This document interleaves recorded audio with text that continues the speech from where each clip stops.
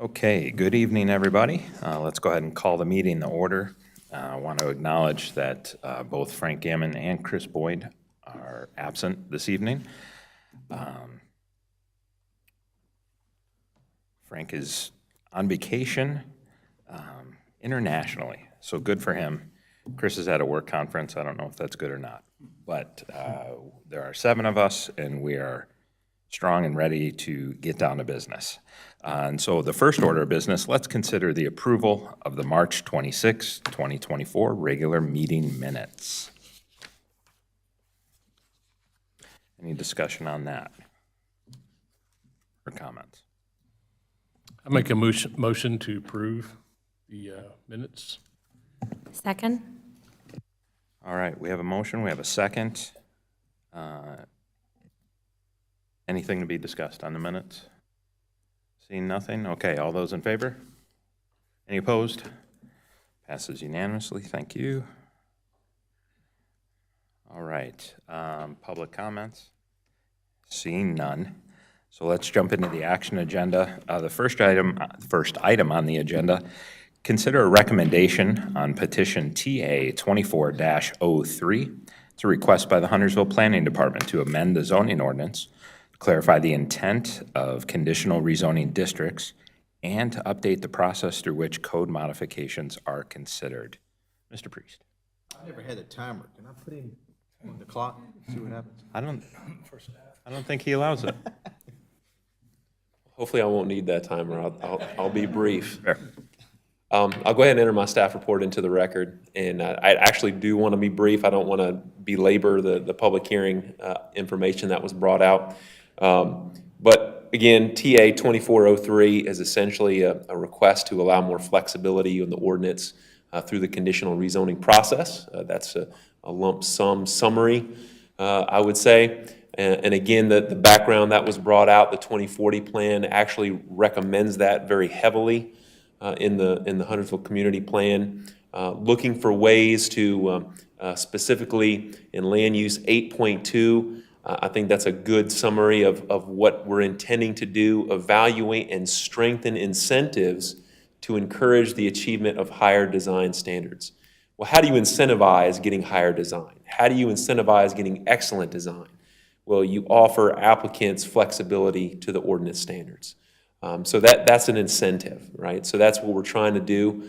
But how do we do it? Well, we go into the conditional district rezoning process, and we already have flexibility built into there in Chapter 11.47K. It specifically says in the process that the town board has the ability to modify standards established in the zoning ordinance, but then at the end of that sentence, it says, provided the spirit of the regulations are maintained, right? So the spirit of the ordinance, that last section, it allows flexibility, but within some confines. Confines that basically keep the principle of what the intent of the regulation is. So you think of, you have a minimum setback requirement, or a buffer requirement, you lessen the buffer, that's okay. But if you remove it completely, well, then that's probably not within the spirit of the ordinance. You have parking requirements. You have parking requirements so many per 100 square feet or 1,000 square feet of building. You can lower those requirements, but if you don't have a parking requirement, you remove all of it or a substantial amount of it, then is that within the spirit? Another example we use is in the underlying zoning districts of our zoning ordinance, whether it be rural, whether it be TR, GR, NR, we all have a maximum attached amount of units. So you can have up to 30% attached units, 70% have to be single family. So that's pretty consistent, and that's a theme that we've had in our ordinance for 30 years now. It limits attached units, apartments, multifamily, townhomes, those things. Most of it has to be single family. So if a conditional rezoning came in, said, hey, we want to do 60, 70%, is that within the spirit of the ordinance and the spirit of what we've done for the last 20 years? Maybe not. So that becomes a more questionable thing. So in order to achieve what the 2040 plan is looking for and have additional flexibility, we're proposing two parts. Number one, go into 11.47K and remove that last statement within the spirit of the ordinance. That's going to add the flexibility that we want so we can have more unique projects. But number two, we want to, like the 2040 plan said, create incentives for higher design. We do want higher design. We want excellent design. We want projects that are going to bring a public good, something that's going to benefit the community. So how do we do that? That's where part two comes in, where we clarify and articulate the standards from the 2040 plan. We want excellent design over and above the minimums of the ordinance. We want projects to deliver public benefit. We think of transportation projects. If a project comes in and is going to widen a road or make a key connection for a thoroughfare, that's very valuable. That's going to benefit the public.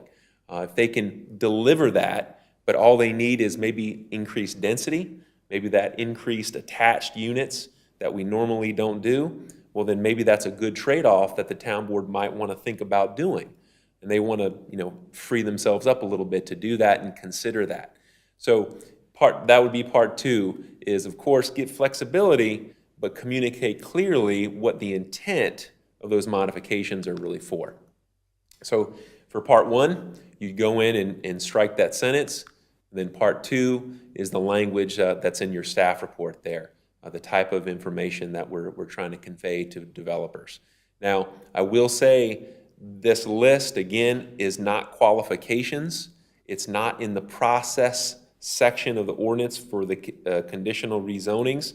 Therefore, it's not if A, then B, you qualify. It's up to the town board to decide what qualifies, but here's an example of things that we're looking for. So the town board is not restricted in any way in how they deem they want to use those conditional district powers. So just a quick statement about how, again, this is not unique to us. Towns throughout our region allow a lot of flexibility through the conditional rezoning process. Just different towns do it different ways. Cornelius, Davidson, and Mint Hill are very generalized. They really hardly even state what they would like to see in their conditional rezonings. They just say the town board can modify, and that's kind of how it is. Mooresville, Charlotte, and Matthews are different. They do have qualifications. They say if you want to have modifications, if you want that ultimate flexibility, you have to bring XYZ. If you bring XYZ, then you get that. So what we're doing is more of a middle-of-the-road approach. We're not completely open-ended. We are communicating, though, what we want. So it's in the middle of what the towns around us are actually doing.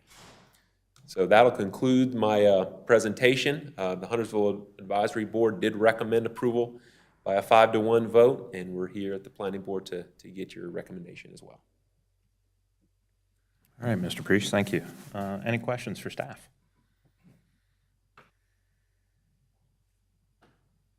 Go for it. Not a question first. Can you just go back to the slide where you're proposing, one more, just so I can read it a little more?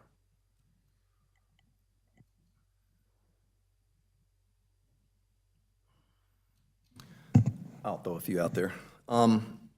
Where did this originate? How did it originate? The need for this, or? So going back to the 2040 plan, that's the origination of trying to increase the flexibility for how we can allow projects to have flexibility, but bring unique and better design. So it's really, the origination is from the 2040 plan. Can you flip back to that first slide that says that? Yep.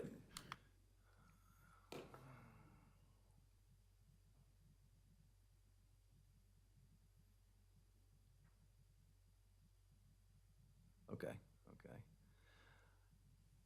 So if this was put into place, how would it be implemented? Would staff first make the suggestion of this quid pro quo trade-off before it came to the commissioners? Or how do you see this being folded into a commissioner's decision? Well, the way I look at it is this information is already in the 2040 plan, so staff meets with developers all the time, right? And we're talking about, okay, well, this zoning, it's not meant for this use. You could do a conditional rezoning.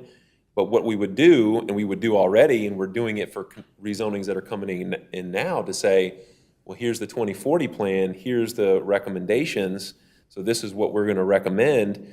Now what we're doing is simply reiterating that into the ordinance. If you come in for a rezoning, we're going to make a recommendation based on what you're doing here.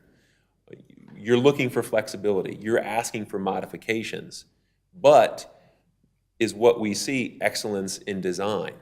Are you, as the box says there, are you exceeding standards and providing exceptional public benefit with this plan?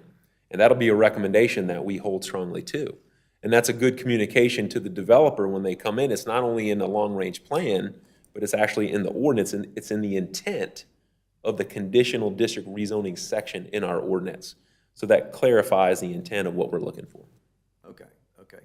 So rather than what we do now, which I think is the kind of the general model of conditional rezoning, right? The commissioners say, they can change the conditions on the board, right? So rather than say a developer comes in and says, I can only fit a 28-foot buffer here, you want 30, you could suggest, well, maybe the commissioners will accept the 28-foot buffer if you up your design standards. Is that what your suggestion is, rather than saying, hey, they might approve 28 without anything else, just give it a run? Is that what I'm hearing? Yes. We're going to hold them more to task on giving us something rather than just giving up our letter of the law ordinance? Your specific example, in my opinion, they could do now, right? They could still modify the ordinance within the spirit. So what this really does, the functional change, the fundamental change, is removing within the spirit of the ordinance opens up a more wide variety of conditional rezonings that can be approved by the town board through the ordinance standards. So that's the biggest change. You can already do it, the flexibility is already there, but again, within the spirit of the ordinance confines the town board currently to do what you said, rather than if they said, well, because of the certain situation and because of the excellent design, because of the open space they're providing in a different area, because of transportation improvements they're going to do that is going to be excellent public benefit, they need the room. They don't want a buffer. We're going to get rid of the buffer.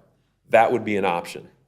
Because currently, that's not within the spirit of the ordinance to not have a buffer, but could they do something else? Could they do something creative to separate the use and lower the intensity? We work with them on that and say, yeah, you got excellent design. We've got an example for a conditional rezoning coming up that's having just that situation of a buffer, but a Duke power line in between single-family residential and the hotel, or I should say the project. I know the one. So they're getting unique on how do you do that. So that's an example of what we're looking at right now. So I hope that, if that answers your question. Yeah, I think I'm getting there. But yeah, we modify these conditions all the time, right? The neighborhood beside Plum Creek was supposed to have a connector. The commissioner said, the neighborhood had problems with it, so the commissioner said no connector. And that was straight out of the, straight in contrast to the ordinance. So, Yeah, to be clear, that Plum Creek example, that was not a conditional rezoning. That was a quasi-judicial decision. Okay. And then, well, town center, we've got, our ordinance says 48 feet, it's 53 feet. And those kind of things that You're already modifying. we're already modifying these things, And I get the tree safe thing where there's a quid pro quo there, you gotta pay in if you go below the percentage of tree save, that kind of thing, but we're already doing some of this. Maybe this is a better way to do it, that way we can make sure we get something out of the deal rather than just backing off our ordinances. Is that fair to say? That It's better communicating what we want through that process. That's correct. But the town board could completely say, okay, it's their decision. And that's I'll go back to the language. I saw that On the very bottom, bottom, yeah. that's new language. The town board in its sole discretion will determine the merit of the proposed conditional district. Therefore, there's not a set of qualifications that they have to hit. The town board, they will decide if they're Merit. hitting these And standards. they'll also weigh that merit against the detriment of whatever they're giving up to get the merit, right? So it's up to them to balance those two out. Correct. And the planning board and staff can address that. When we're looking at this, the intent, you're saying, okay, you're asking for modifications A, B, C, and D. How are you bringing excellent design and public benefit to the community? Staff is going to recommend that. They're going to touch on that. And the planning board certainly can too, and give that information to the town board to consider. Okay. So by that, this should give us more meat in the game, I guess, as far as negotiating merit. That's a good illustration for it. Okay, thank you. So I think I'm still not understanding the first part, why we're taking that out. I mean, when we were talking about Birkdale, that was part of the reason that we came to the 115 feet compromise, because we were staying within the spirit of the ordinance, and, you know, we're talking about, like, how high you could build anyway. So I'm wondering, will it take out some of the creativity if it's just, here's what we have, we're just going to present it? Well, in my opinion, it would increase the creativity. We're looking for better creativity. To your point, that's correct. Under the old ordinance, if you have a building height of 3 stories and somebody's wanting to go to 12, that's going 200, 300, 400, that's going way over it. That's not within the spirit of the ordinance. So that's the confines of how the ordinance is currently written. So removing those confines would allow taller buildings, would allow more intense development than the underlying zoning district would allow. However, we're communicating clearly, if you're modifying it, we need to see excellent design. We'd like to see excellent design. We want to see going above and beyond. Your open space should be going above and beyond. Your architectural standards for a commercial building should be going above and beyond. You should be contributing to the public good through that development, and that's clearly communicated. So how do you do that? How do you do that? That opens up creativity for other developers to say, okay, I need a modification, planning department, planning board, what can I do to make this work so we're benefiting the community and we're giving you something that you want and we're getting something that we want. So those thought processes are going to have to start.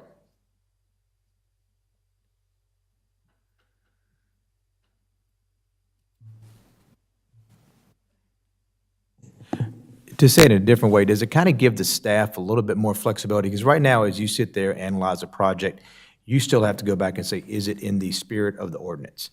And oftentimes, I think you guys have a challenge saying this, you may like the project, but you can't get there to a, we recommend approval because you kind of can't pass that spirit of the ordinance, right? So this kind of opens that up a little bit, and I would also think that it probably limits some of the liability of the town board if they do make a decision.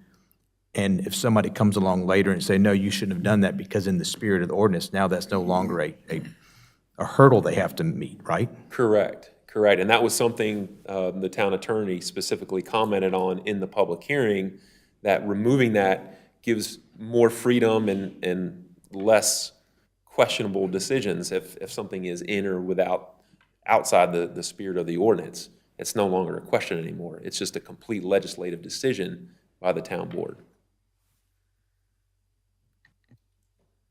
Let me tag onto that for a second. So it goes beyond that to say, after it says the town board has sole discretion, uses that may be considered for conditional zoning district are restricted to those uses permitted by the corresponding general zoning district.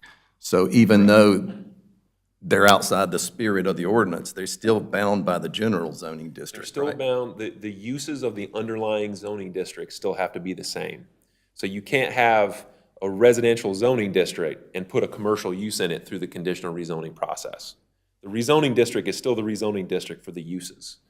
However, the other things, and there's only like the percent attached, right, that is in the zoning district, that would become more fair game. Those type of things would be more fair game that could change for creative developments and unique developments. But that percent attached is also in the general zoning district, is it not? It's in many of the zoning districts. So it wouldn't attach itself. So right now, we have 30% attached across the board. If someone were to come in and wanted 32% attached, and they were to offer those 2% or maybe 5% of those units up as affordable units, we can do that now.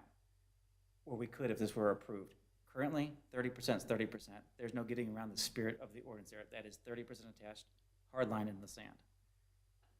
So that gives you a little more flexibility if someone wanted to come in and get a little more intensity. But for the public good, we're going to make those units affordable units or obtainable units. All right. Town center, 50% first floor commercial. Yep. And it ended up being 17. So, That's debatable. We can have another conversation about yeah, that. well, they got bargained down to 34 before it went to 17. So let's just use 34. So how did those get past the spirit of the ordinance so far, 16%? At the time, Director Semino made that interpretation that the percent that they requested, I don't remember if it was 43 or 37%, but that lower was still within the keeping of the spirit of the ordinance. Oh, okay, okay. So it's not, in your example, it's not an absolute 30% either. Today, if someone were to come in under these rules and wanted to build a 50% townhome development, we would not be in support of that. If someone were to come in after this is passed, or if this is passed and ask that, now we can negotiate. Okay. Maybe we come back to 40%, and of those, 10% of those have to be affordable units. It gives us that ability to negotiate. Yeah, and it gives staff the chance to start the negotiations rather than just going down the checklist. It meets LU, whatever, it misses it. Okay, I'm with you. Thank you. Mr. Priest, remind me, you came back to us, and thank you, by the way, you came back to us from Mooresville, right? That's correct. Okay, so Mooresville, on the matrix, public good required. During your time there, can you think of an example of something that came through that you could share with us, like a real world, here's how it played out? Yes, so the example I used at the public hearing was, there was a Timber Road plan use development. It's basically a conditional district rezoning that's specified in the ordinance that you have to meet certain things. And one of the things they did was completely build a thoroughfare between Highway 21 and 115. So they had a conglomerate of properties. They wanted smaller lot sizes. They wanted modifications to setbacks so they could have more intense development. And in response to that, they built essentially a thoroughfare that was a multi-million-dollar project that was approved by the town board. And so there's going to be a significant thoroughfare improvement in Mooresville that's going to drastically change and improve traffic conditions in the area. So that was an example of something that is for the public good, exceptional public benefit that was looked for as very positive and was approved by the town board. I don't know, the one thing that comes to my mind is when the ice cream shop was coming into the Main Street right here. And parking was a big issue, like there was just, so many parking spots. And the whole time we were talking about it when Jack was here was, with the parking there and the way it had to be laid out on that site, it just seemed like if we had no parking there, like the safety of the customers that were going there, and it just might open up a lot more design for the downtown, rather than they could just walk across the street and park. So that could open up that situation, like we could not have any parking possibly at that location. That's what you're saying? Okay. And open up to the point before about being more creative.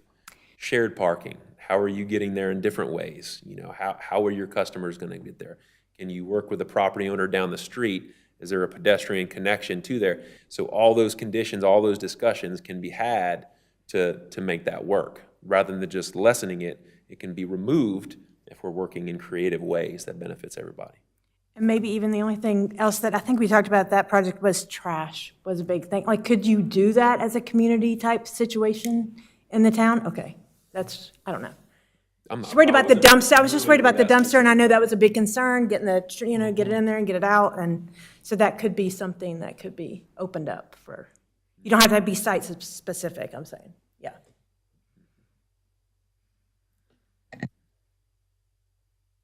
A couple things. First of all, I think it's great. I mean, I think what you guys have done here, I think it puts more, like I said, more emphasis on design. And, I mean, there's a lot of times you hit dead-end roads where you're like, oh, I really don't, you're kind of trapped because every site's so unique, and some things just don't work well. And I love I don't want to call it flexibility, I love the opportunity to be able to, come back with something that's, a creative solution that solves that problem. I want to be clear on a couple things. I think you said, like some neighboring towns have it's just like a straight CZ zoning, where it's almost like a blank canvas, and it doesn't matter what the underlying district is, so to speak, for the most part. And you kind of write your plan. That's not what this is. I think you said it still has to comply with the underlying district. The uses are very specific. Those cannot change. That, as was written, that is not changing and proposed to change. But anything else in regard to the design, that is open to change. And we're communicating that we're trying to look for higher design standards. And that's clearly communicated in the ordinance and the long-range plan. I can think of a lot of examples where, there's some things you just would never even want to, somebody would never probably get a modification, whether it's, like you said, Brian, with the attached units or, something else like that. But, if something were to come in and had a creative solution, offers back, public space, additional tree save, things like that, then it really makes a lot more sense. So I like it. Okay, any other questions for staff? No? I will entertain a motion.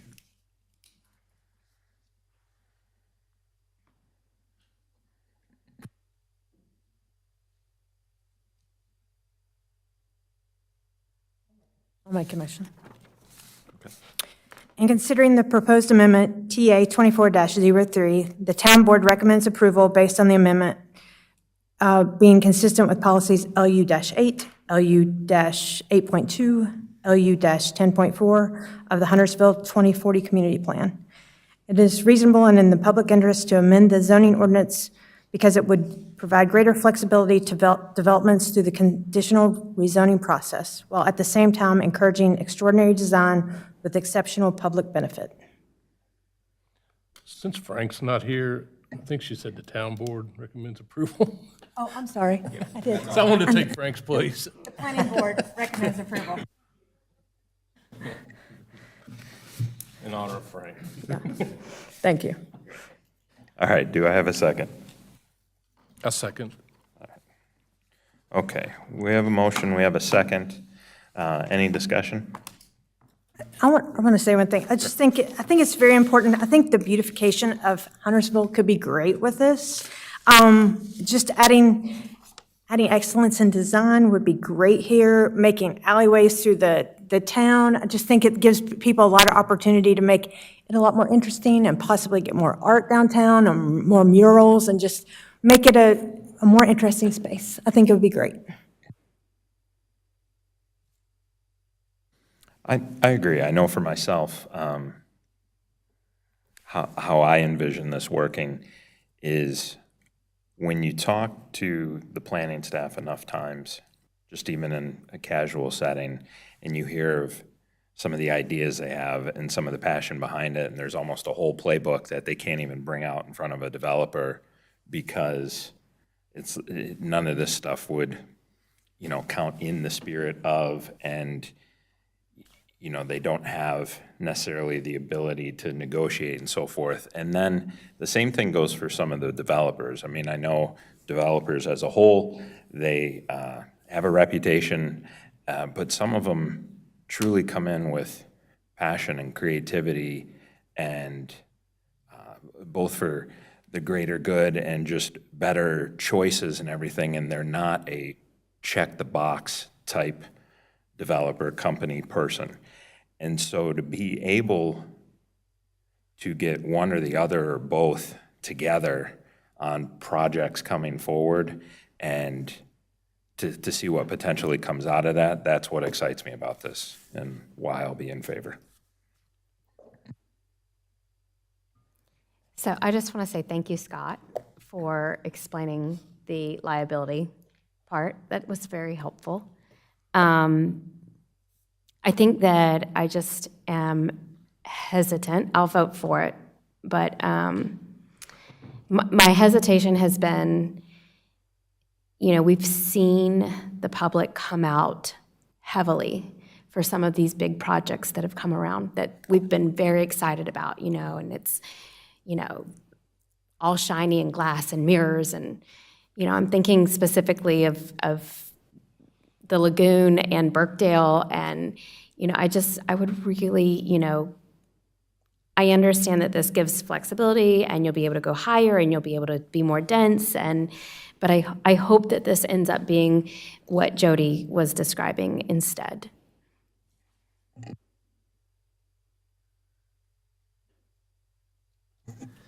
Yeah, I was trying to think this thing through. So the one example that this actually happened, I guess it worked, was when I think it was Rob Kidwell that managed to get the 55 and over community that was built on Betty's Ford Road, got them to add a couple of affordable, attainable units to that, even though it was a contentious rezoning. That's kind of like this, I guess. Like I said, I see a lot of opportunities to get some good out of it up front. I mean, I'm trying to figure out where it could go wrong, and really, I think it puts more bounds on us getting excellent design, like you said. The one thing about the public coming out, I know the Mooresville example you used, that connector, that crosstown thing got a lot of heat as well, but I'm sure community-wide it's going to be a benefit up there as far as commuting and getting off the interstate. So, yeah, I think this will work. This will work for us. Is there any way we can get these types of things identified when they first roll through? Hey, this is the first use, or this is a use of this modification to our, just to kind of keep track and see if to ensure we're doing the right thing here. Sure, yeah, I mean, if someone's making use of it, we can certainly point that out in Okay. staff reports.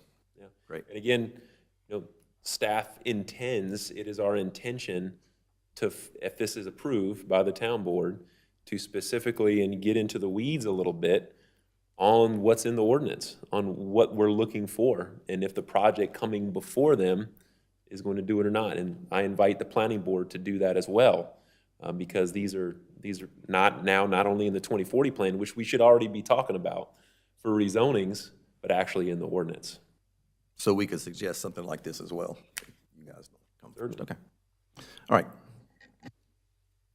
Okay, any other comments or discussion? No? Okay. Show of hands, all those in favor? Any opposed?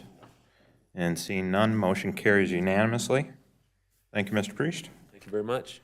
All right, on to other business. We actually have other business tonight. We need to amend our 2024 Planning Board meeting schedule again. The town board has opted to change their meetings from Mondays, so the first and third Monday of the month, to Tuesdays, beginning in July of this year. And so that means our amended November and December meetings now land on a town board meeting night. Staff has suggested, in this case for us, going with the third Wednesday of the month for the November and December meetings. That would be November 20th and December 18th respectively. Any thoughts or comments on those dates or making that change? Is there a fear of changing to, I think I would be more comfortable if we did it across the board. If we did Wednesday for the remainder of the year, as opposed to remembering, well, these months are Tuesdays and these months are Wednesday. I'm just wondering if there's a downside to doing them all Wednesday. I have a downside. My kids' stuff is all planned already. Is there a reason you all picked a Wednesday versus just another Tuesday in those months? Like, again, I think everybody's here, it's customary for Tuesday. Is there a? Okay. That month, we moved it to the third week because the fourth week falls the week of the holidays Okay. for November and December. So that's the specific reason for bumping it. And then it just now another day because they're on Tuesday. I'm a creature of habit, but I'll put it on my calendar for Wednesday. I'm fine. I can. I agree. I mean, it is nice Yeah. when it's on every Tuesday, but. I would send out reminders. Is this something, we have to take a motion on this, though, correct? All right. Motion to approve the amended 2024 Planning Board meeting schedule, placing our November and December meetings specifically on Wednesday, November 20th, and Wednesday, December 18th. I'll second. All right. Any other discussion on this? None? Okay. All those in favor?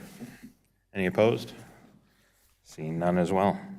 All right. I'll take a motion to adjourn. Motion to adjourn. All right. All those in favor? Any opposed to adjournment? Seeing none, have a good night.